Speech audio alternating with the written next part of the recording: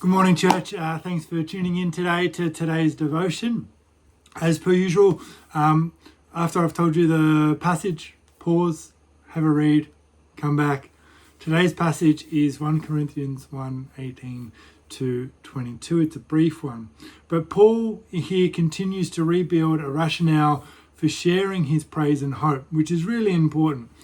As we've been going through Jeremiah over the last months and months, well, pretty much most of this year, I've been struggling and thinking, well, where is the hope?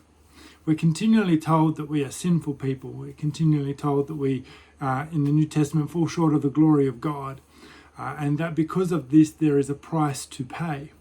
In Jeremiah, we constantly see that people keep backsliding, and we do the same. In Jeremiah, we see that there is a penalty to be paid for the sins, and the same is true for us. And it's hard to sometimes see the hope when we know theoretically that our hope is in Christ. But why is that? What is the hope that Paul here is pointing to? Well, he's pointing to Jesus as the rock. It's one of several places in the Bible. For example, 1 Corinthians 10:4 says, where Jesus is referred to as a rock.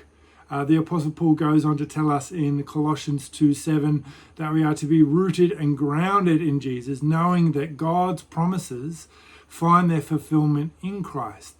That everyone who believes in Christ can experience a restored relationship with God as co-heirs with Christ. And this is where we find our hope. Yes, we are fallen people. Yes, we struggle. Yes, we live in a sinful world.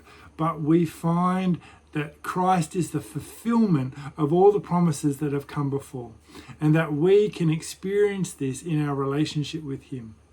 But in order for us to experience Jesus as our rock, we must wrap our lives around Him and be rooted in Jesus Christ. Because this is what will give us focus. When our lives are rooted or wrapped around anything else or anyone else, that's when we're going to be in trouble. Because there's no one person or one thing that can be the rock that we need apart from Jesus. And so today, being a brief devotion, if you want the full version of this, please read it on our Facebook page. But for today, it's just simply, how can we be more wrapped around Jesus Christ?